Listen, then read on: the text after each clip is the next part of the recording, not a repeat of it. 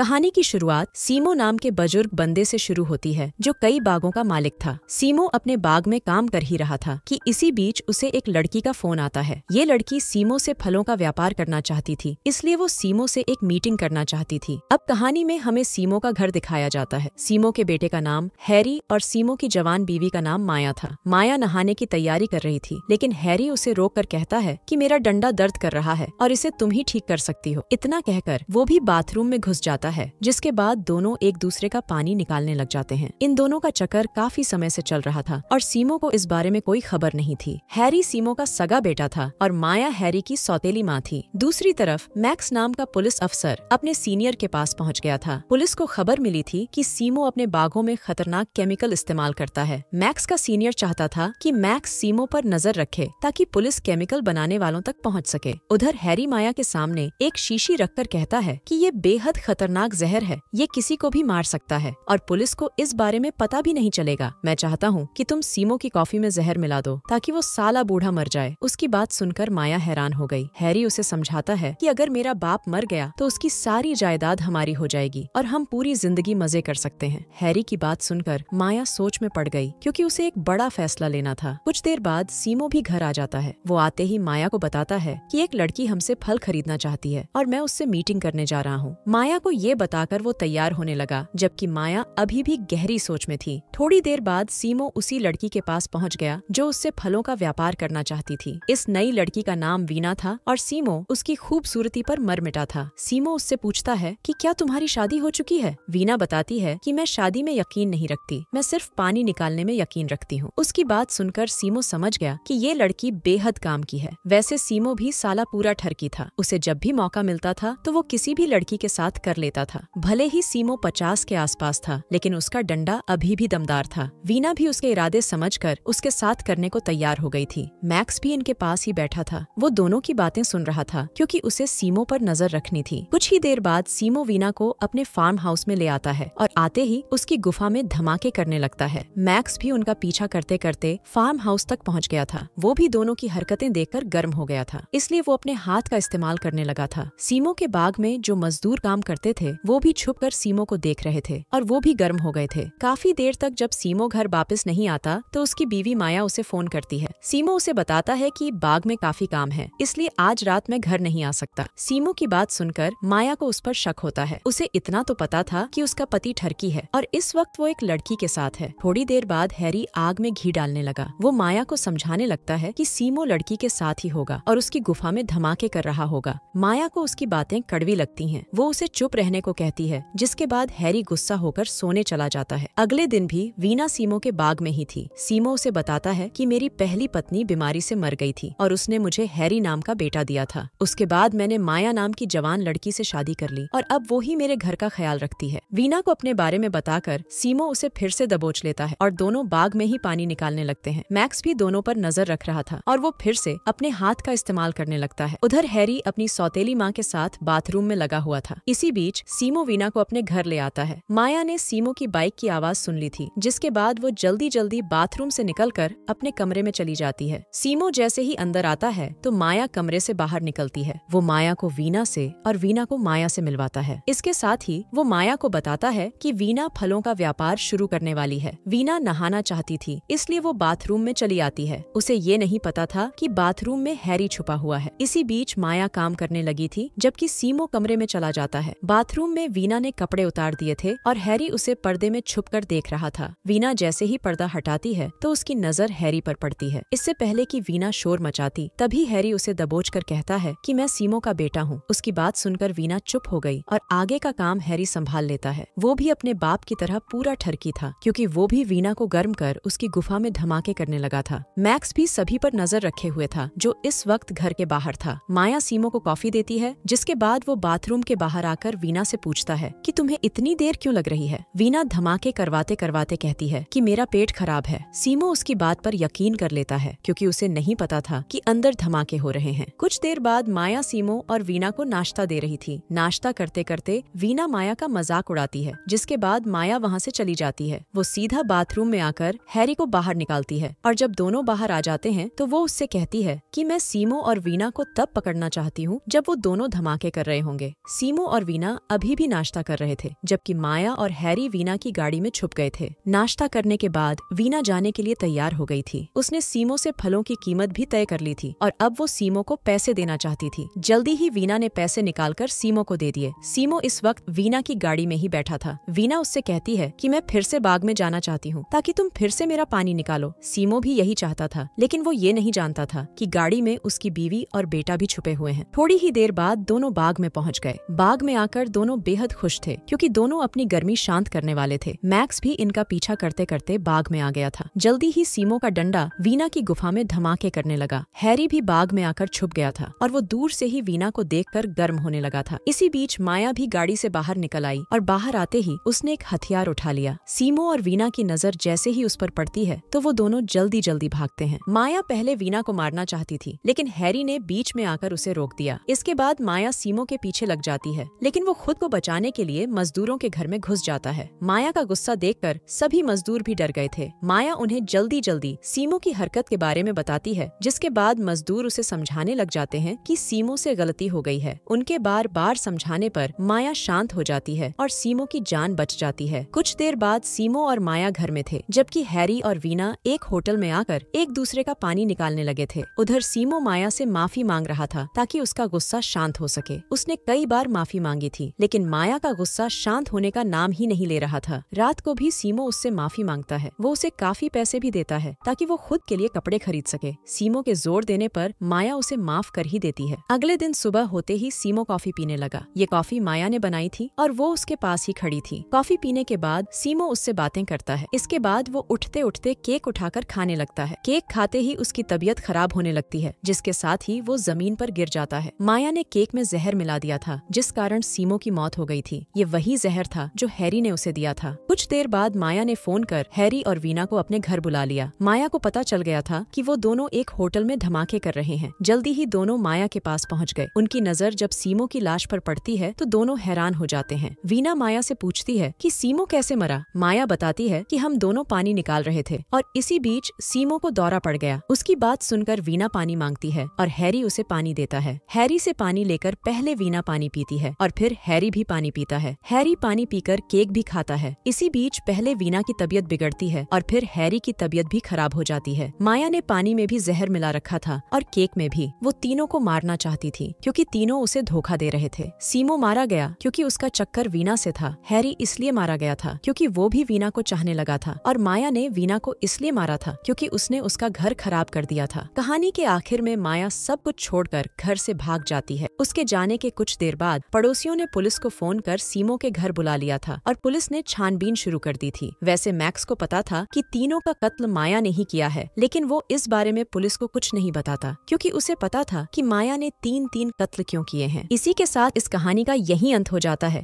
हमारी वीडियो देखने के लिए बहुत बहुत धन्यवाद। अगर आप ऐसी ही वीडियोस के दीवाने हैं तो प्लीज मेरे चैनल को जरूर सब्सक्राइब करें। मिलते हैं अगली वीडियो में, तब तक के लिए नमस्कार।